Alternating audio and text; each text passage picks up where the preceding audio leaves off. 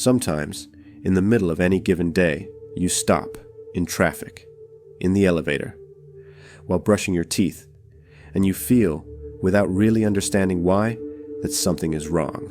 It's not a specific problem, nor is it a sharp pain. It's a tiredness that doesn't come from the body, but from something deeper, an emptiness that doesn't hurt, but weighs heavily, as if your very existence were out of place. You feel it, but you don't talk about it, because no one else does. Everyone seems too busy trying to look good, pretending that everything is under control, as if the silence between stories and goals hides nothing. But it does, a question that almost no one dares to ask. What if all this is just an illusion? What if we are piling up days like someone piling up wind? This video does not offer easy answers. It is a risk. A dive into one of the most disconcerting books of the Bible, Ecclesiastes, a text so sincere that it seems like heresy, written, according to tradition, by a man who had everything: wisdom, power, riches, pleasures, what today would be considered a life of absolute success. But in the end, his conclusion is brutal. Vanity of vanities, all is vanity. Or, in the original Hebrew, hevel, smoke, vapor, something that seems solid but disappears between your fingers. How many times have you gotten what you wanted and still felt emptier than before? How many times have you looked at someone you love and wondered, fearfully, how long you would still have them? How many times have you achieved something important, and instead of fulfillment, felt only the echo of an empty victory? Ecclesiastes does not provide maps to success. It shows, without anesthesia, that no one wins. Not the wise, not the righteous, not the powerful. Everyone ends up in dust. But it is precisely in this recognition that something changes. If everything is vapor, if everything is fleeting, then every moment has immense value. There are those who, without realizing it, have lost the soundtrack of their lives. They open their music app, browse through their playlists, but nothing touches their soul. It's not a lack of options. It's just that, at some invisible point, life lost its taste, lost its sound. And that's serious. When pleasure becomes noise, when beauty loses its freshness, something essential breaks. It's not a sudden break, it's rust, slowly corroding from the inside out.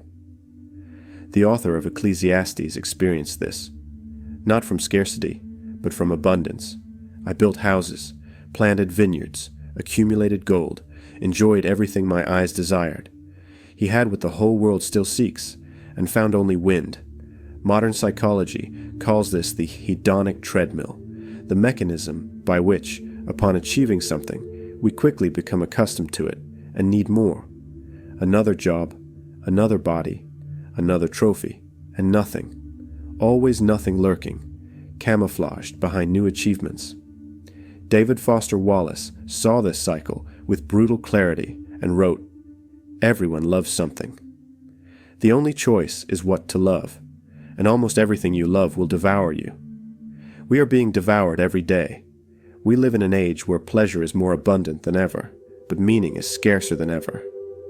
Pornography is just a click away, but intimacy has become fear. Food is fast, but eating has become an act of guilt. Entertainment is endless, but the mind remains bored. Desire has become a consumption algorithm, and the heart, a disposable object." Arthur Schopenhauer already said that life oscillates between pain and boredom. But the man in Ecclesiastes saw something even darker. Between pain and boredom, there is the false relief of dehydrated pleasure, an invisible anesthesia that disguises the absurdity of existence, and it would be very tempting here to offer a solution, to say how to get out of it, to teach a step-by-step guide to regaining lost sparkle. But that would be a lie. The brutal truth is that there is no simple escape from saturation. When everything is possible, everything loses weight. When everything is within reach, nothing is an achievement anymore. The narrator of Ecclesiastes is relevant today because he is not depressed. He is awake. He saw the top and realized that heaven was not there. Milan Kundera described it another way. Vertigo is not the fear of falling. It is the desire to fall. Perhaps that is what we feel sometimes. Not the fear of losing everything, but the dark curiosity to know if, in losing, something in us would finally awaken. There are moments when emptiness is not a threat, but a silent invitation to wake up. Ecclesiastes does not end its chapters with comforting answers. It leaves noises. It leaves uncomfortable silences, like a song that was once our favorite and now simply doesn't play anymore. Like that young woman at her father's funeral who mechanically said that God has a purpose for everything. She didn't believe it. She said it because it was expected. Like someone who types in a forgotten password just to keep the system from locking up. Deep down, the question she wanted to ask was another. Where was God when everything went wrong? And the most devastating thing is that the Bible does not silence that question. On the contrary, it engraves it in its own flesh, in verses such as Ecclesiastes 1:18. Wisdom increases sorrow, and the more knowledge, the more grief. This is the kind of truth that modern sermons skip over.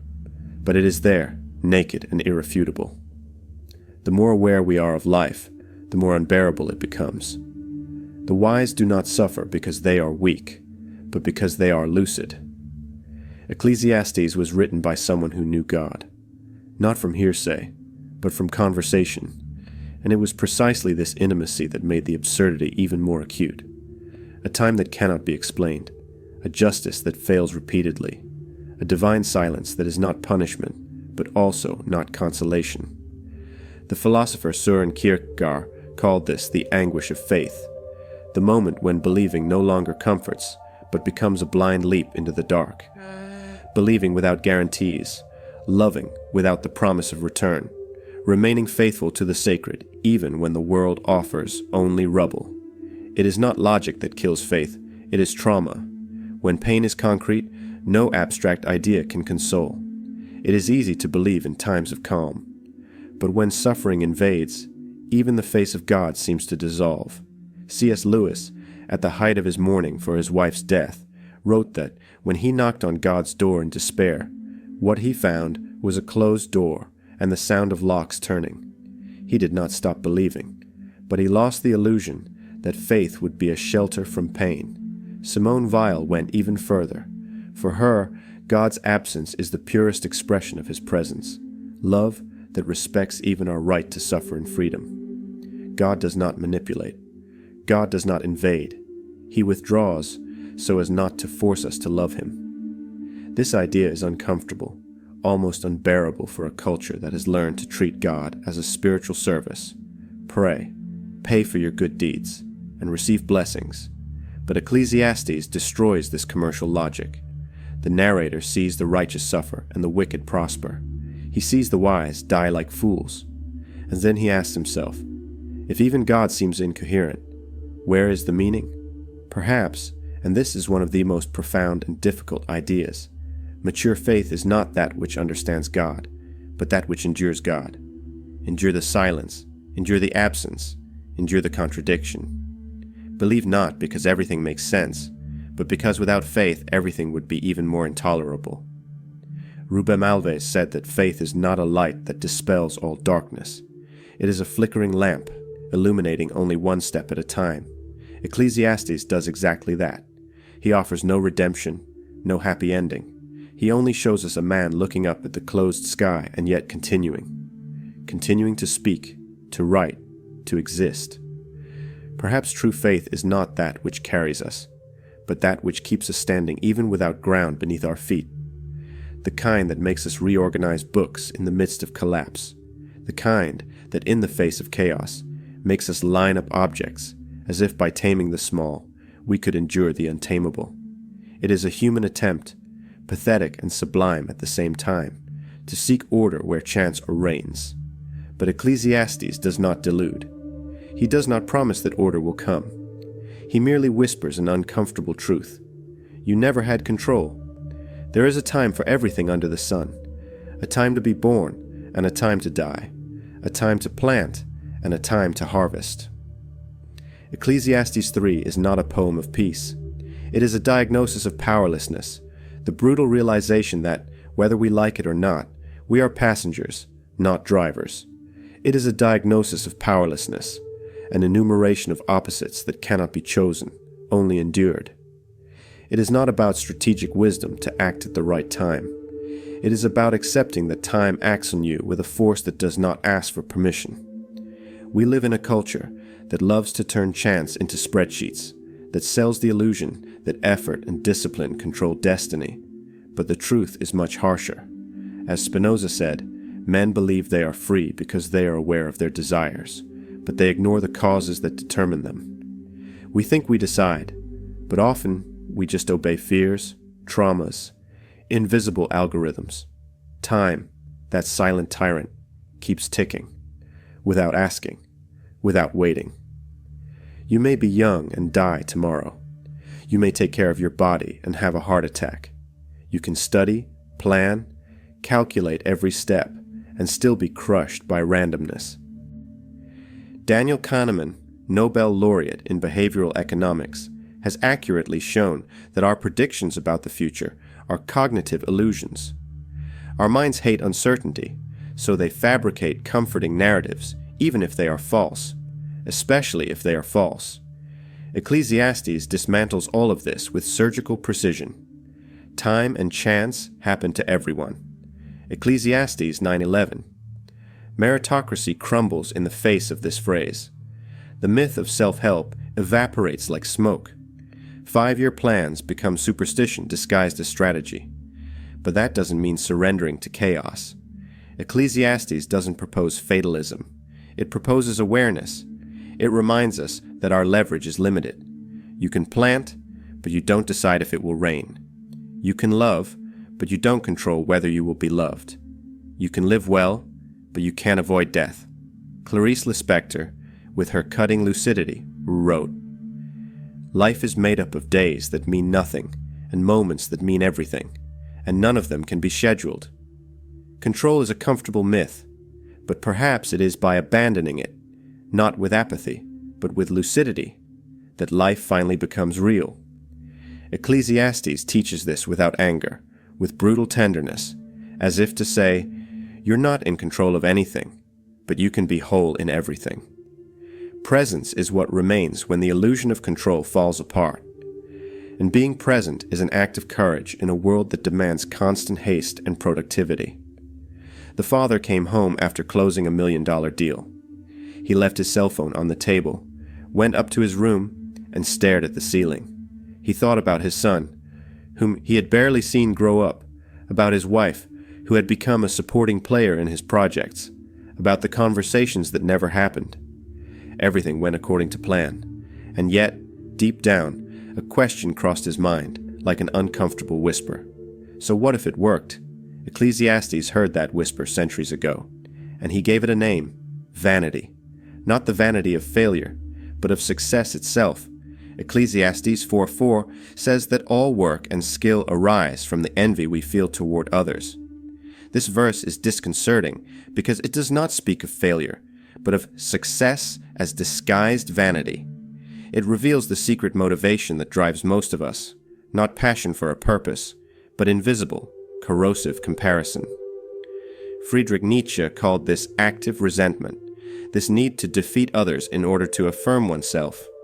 The other ceases to be a human being and becomes an uncomfortable mirror, an obstacle to be overcome, a rival we must defeat in order to validate our own existence. And the most dangerous thing is that this is not just an individual moral failing. It is a well-oiled social machine. Byung-Chul Han, a South Korean philosopher, wrote that we live in the age of performance, where each individual becomes an entrepreneur of themselves. We are our own company, our own product, and our own showcase. In this model, everything must be capitalizable: love, faith, pain. You no longer study out of curiosity. You study to stand out. You no longer exercise for your health, but to fit into an idealized mold.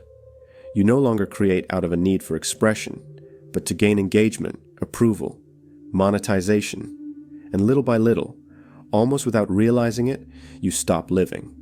You begin to exist only as a walking resume, a personal brand in eternal construction. Ecclesiastes knew this mechanism long before it was given a modern name. He saw that even the greatest triumphs inevitably lead to a feeling of emptiness. The top, when reached, reveals its desert. The echo of "now what?" replaces the applause, and even legacy, that romantic illusion of immortality, is a trap, for who knows if what comes next will be wise or foolish? Ecclesiastes 2:21. Legacies are forgotten. Companies change owners. Children follow their own paths. Graves lose their names. Albert Caraco, a French Uruguayan nihilist, said with surgical coldness, "Civilizations, like men, have a time to be born, grow, and decay, and all they produce will be dust." This is not depression, it is lucidity. It only frightens those who still confuse success with meaning. Achievements are not the problem in themselves. The problem is the fantasy that they will make us untouchable, immortal, absolved from the absurdity of existence. Ecclesiastes does not seek to humiliate human beings. It seeks to liberate them, to allow them to leave the insane race, to allow them to live what matters, not just what impresses, to exist rather than perform. This is perhaps the greatest success possible, to live without needing busts and squares, heirs to validate one's life, applause to justify one's breath, to live fully while there is still time. She was washing the dishes one afternoon. The sun was shining through the window, and a silly song from the 90s was playing on the radio. Suddenly, tears welled up. It wasn't sadness or joy. It was too much life accumulated, exploding without warning. For a moment, everything seemed absurdly simple, and at the same time, sacred. Ecclesiastes would say that it was right there, in that mundane kitchen scene, that God spoke loudest. Not in great deeds, not in announced victories, but in the simple moment that crosses the soul without asking permission. There's nothing better for a human being than to rejoice in what they do, because that is their lot. Ecclesiastes 3:22. After denying meaning to power, pleasure, wisdom, and work, the author does not offer a magic formula. He offers something rarer, permission. Permission to live in the now, not as an escape, but as fidelity. And here lies a paradox that few see. Ecclesiastes is the most skeptical book in the Bible, but also the one that most honors the present. Not the performative present, made to be displayed, but the invisible present. Food shared without haste, wine savored without guilt, gestures of affection that need to prove nothing. It is as if the author whispers, "You will die. That is certain. So live before time takes you away." Albert Camus called this tragic joy, the courage to smile not in spite of absurdity, but within it, not as an escape, but as resistance. Nietzsche walked the same path when he spoke of amor fati, loving one's own destiny, not because it is fair, but because it is yours. A love without romanticism, almost brutal, but deeply alive. Rubem Alves also intuited this wisdom when he said that what saves humans is not certainty, but beauty. The beauty of warm bread, the smell of wet earth, the silence of a sincere gaze. Small things that do not promise eternity, but offer a few minutes of presence. And sometimes that is enough. Ecclesiastes does not end his journey with promises of a happy ending. He closes with reverence. Remember your Creator in the days of your youth, before the days of evil come. Ecclesiastes 12:1. It is not a threat. It is a silent reminder that time does not negotiate. Strengths are depleted, the mind dulls, life fades, and in the end, all that remains is what was truly lived, not what was postponed in the name of a great promise. Perhaps this is the only way, not to seek meaning outside of absurdity, but to find presence within it. Eat bread with pleasure, work with honesty, love with devotion. Know that this is already much more than it seems, and if it is all vanity, let it be conscious vanity. A brief dance, but dance to the end. If you have come this far, if something in you resonated with these words, you have already done a lot. You're sustaining, at this moment, a rare space where thought is not tamed and sensitivity is not disposable, and that does not go unnoticed. If you want to help keep this space alive, consider leaving a donation for the channel. As we said here, It's the small, sincere moments that make a difference. And your gesture, however small it may seem, strengthens this journey and allows more people to find this presence in the midst of chaos.